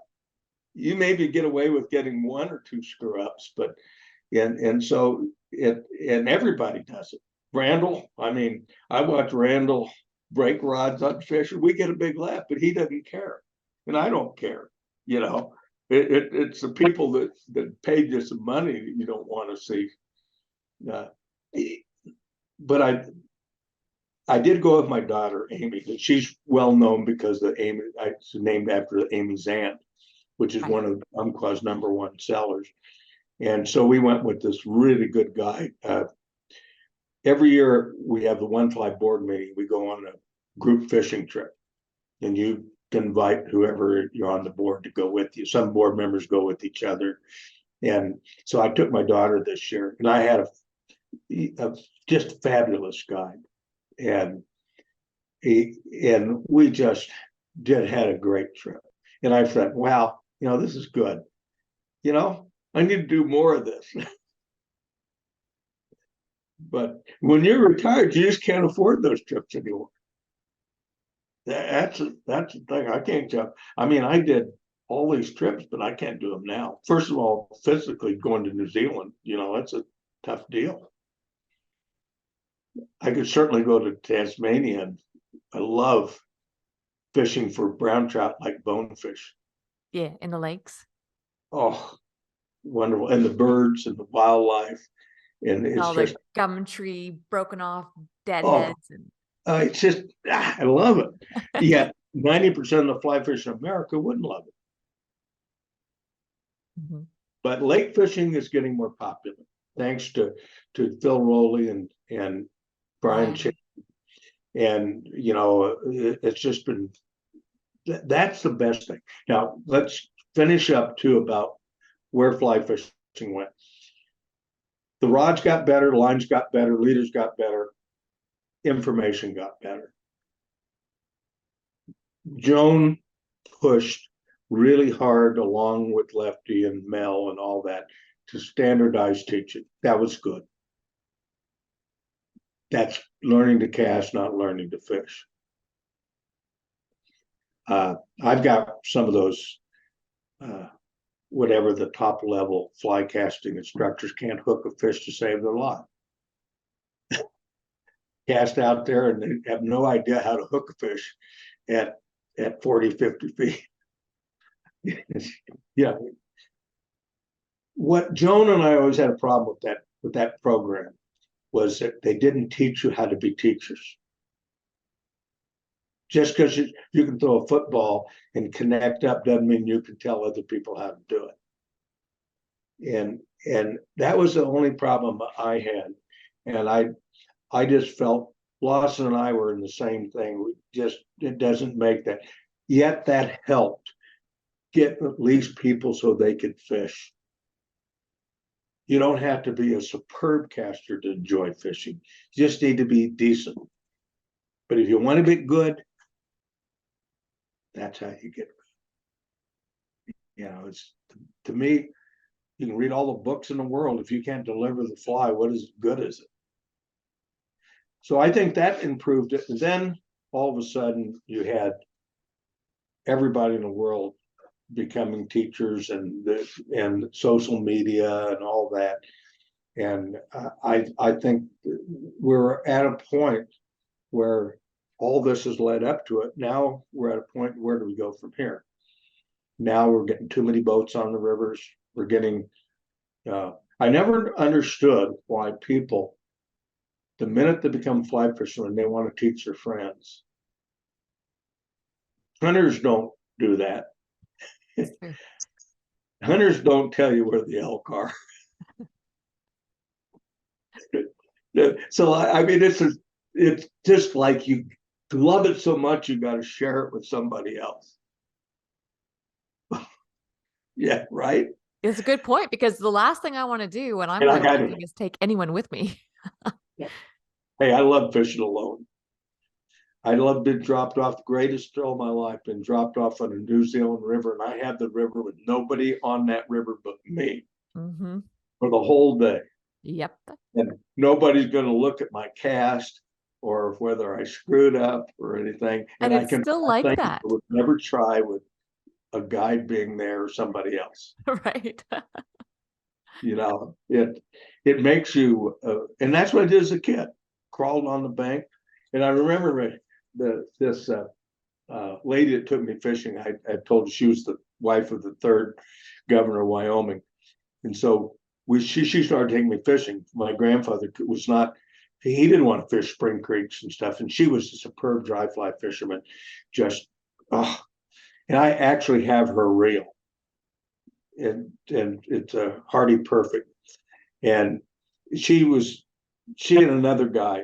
We all were protege. He was a little older, so he passed the reel on to me.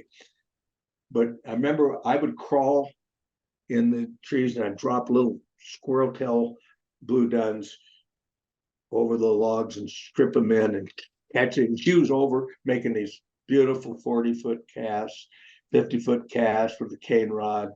And I'm over there hauling in these big brook trout and everything. So my grandfather always on Saturday would have a shave, and he was in the square of Jackson, laying back and had the shave. She came in and she was a pistol. She kicked his feet and said, "You got to do something about your grandson." He goes, "What do I have to do? What?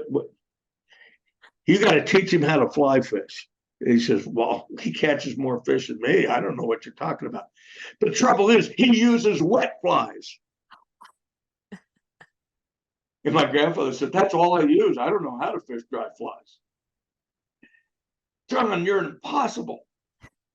Out she goes. Because those people only felt. I just looked at it, as long as it's a fly, what the heck? I still kind of feel that way. Do you feel that way now? I mean, the dry fly only, I mean, it's a lot easier work when you get older than throwing a streamer. But the bobber thing, I just can't get behind that. If it doesn't have a fly tied to it with the nymph on, I'm gone. Yep, I can understand that too. So what is it for you now? I mean, you're going to go back, or are you going to go come to the US and do programs and stuff during the winter? Or? No, I don't think so. I'm going to go home to Canada for a couple months and just kind of get lost in the woods there, the usual northern BC thing. And then actually I am going to America in late December and January. I'm going to do Arkansas and North Carolina and do some duck hunting and some fishing with friends. And then next Well, year I'm in North Carolina. Is that where you're living now? I live in Chapel Hill in the wintertime. You are kidding. So will you be there in We've January? been there for 4 years. So that's interesting because that's a time of your summer over there. So do you miss winter? Well, look, it's just so every second year we skip out on Australia and come home to Canada for Christmas. And then when I'm there, typically when I go to Canada, I do 2-month stints. So yeah, I'll do September, October, You got to go December, home with January. family. You have brothers and sisters? I sure do. Yeah, my whole family, everything is still in Canada for me. Family, my house, my business, everything is in Canada. So what town in Canada? So mom and dad are in Chilliwack. Now, where is that? Out of about an hour out of Vancouver. Oh, okay. See, I never went much in Fraser Valley. Right. So they're the Fraser Valley. All the programs were in downtown Vancouver. The shops were there, Yeah. and then they started moving out. And so I did a few Fraser Valley shows, but right in Abbotsford. Yeah. And then my sister and I are in Smithers. We're just out of Smithers. Oh, Smithers. So I live on the Bulkley. Oh, wow. Yeah. So I was going to say, if you ever do want to come fish BC, Australia, New Zealand, we have got you covered. You don't need to just need to get there. Just get there. I have, that's so nice of you because I have, it just doesn't seem to be, that God, I got to go back before I die. And all the people try to get me to come back. But, the thing is that my wife turns 80 next year. And, she's been without me a lot. Yeah. And I have a tough time justifying. I can't go anywhere without taking her. Yeah. And so when I've taken her, that's a little bit it financially gets tougher. And I have people who will sponsor me, come do something, but it just uh you never know what's in the cards. Yeah. And but a lot of times you don't want to go back and see how it was. You'd like to remember the way it was. Yeah. There's a bit of that. So you're not doing any of the show tours or anything? No, I don't miss that at all. There's certain things I don't miss, and the shows are probably one. Look, I don't. I do actually miss meeting a lot of the people at the Yeah. shows, but maybe I'll start to get back into it a little bit. I was burnt out for a bit and was just wanting to take a bit of a break, but now I'm revitalized and I'm ready to get back at it. I'm definitely traveling a lot now. Next year, Well, 2023 and 2024 is crazy. well, you really have the premier spot now. I mean, Joan had that for years, and I was last time I talked to her, we were talking about. She says, I made more at my dance studio than I ever made in fly fishing. And Lee was a Madison Avenue guy. That's where he made his money. Right. And a lot of people don't realize he was a All-American basketball and Basketball. at Stanford. Wow, I didn't know that. Yeah, he went on he was a great athlete. I knew Really he was good. an athlete, but I didn't realize it was basketball. I think it was basketball and baseball. Cool. Yeah, but anyway, you're in a position like Joan is. I mean, you know, how do you maximize it? I don't. There's a lot of women guides, but there's nobody doing what you're doing. Are you doing some television stuff? Can you make any money doing that? Well, funny you should say that. I finally signed back on to do it. Not television. Television, the world of Oh, television and streaming has God. changed. But yeah, there's some stuff in the works. We'll see how it goes. I really wanted to focus for especially the first few years of my daughter's life when she was home on just building all those core memories. So while I was still fishing, I wasn't necessarily airing it or broadcasting my experiences with her. And as she gets older, I definitely don't want to be putting her out there. I think a lot of people assumed after I became a mom that I slowed down or stopped fishing, but I actually had ramped up because I Well, started, that's why we lost so many women fly fishermen. right. They ended up marrying people that of means. They didn't need to do that, and they became, hey, why do I want to talk about it? I'm going to go do it. Yeah, My husband can exactly right. afford it. But no, my story is it's a little different, but for privacy reasons, I still want to keep my daughter private, especially now because I've learned a lot over the last 6 years about raising a child and just how dangerous the world is. But no, I'm very much back in the saddle now. I started Anchored Outdoors during COVID, and that made me very, very busy. It's a membership platform, and that is where I've been the most fulfilled. So you ask about the shows and all the things that I loved about the shows, I now get in my own community. I feel very safe in my community. I love my members. I get to, like, Jeff is one of my favorite members. I get to really connect with like-minded people and feel safe.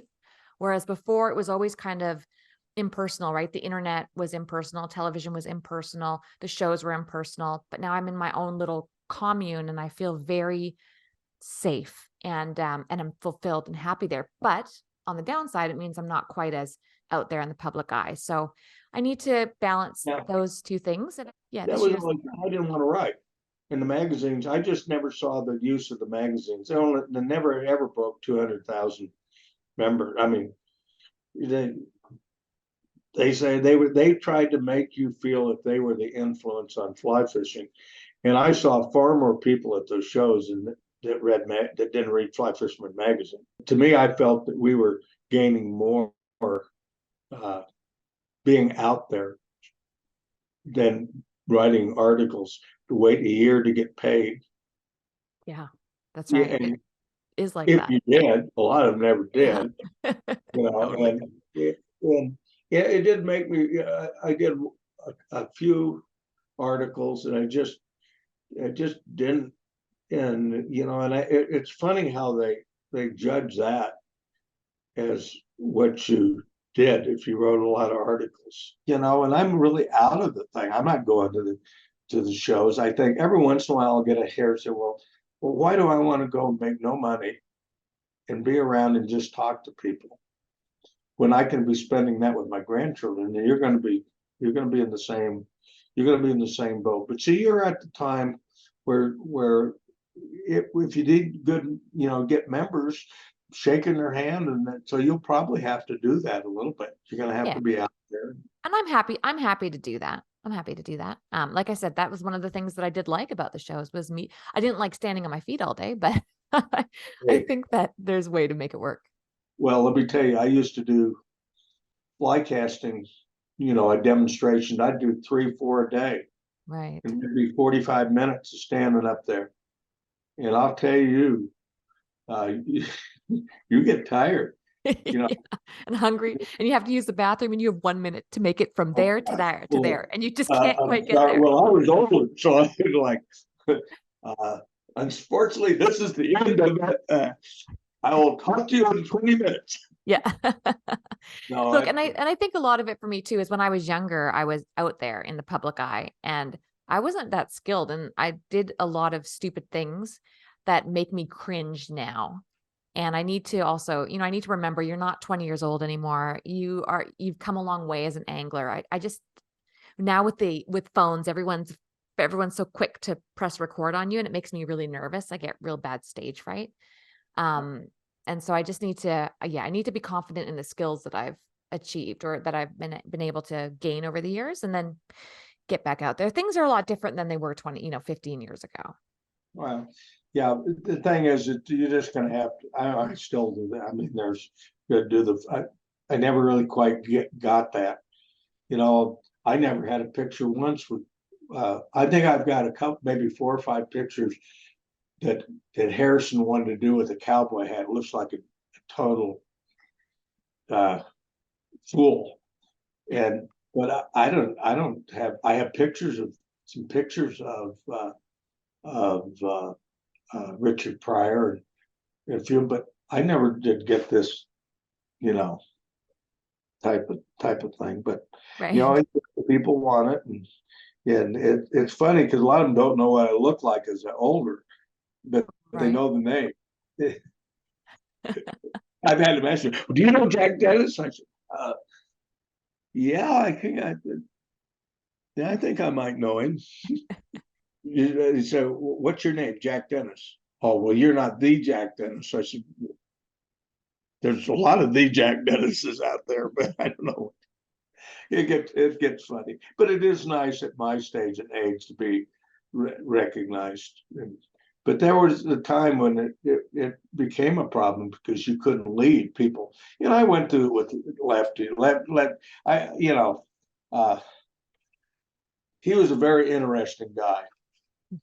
Lefty was, and I remember spending 2 weeks with him and a deal, and after about 30 jokes of the same 30 jokes, I realized why a few of my friends who had been with a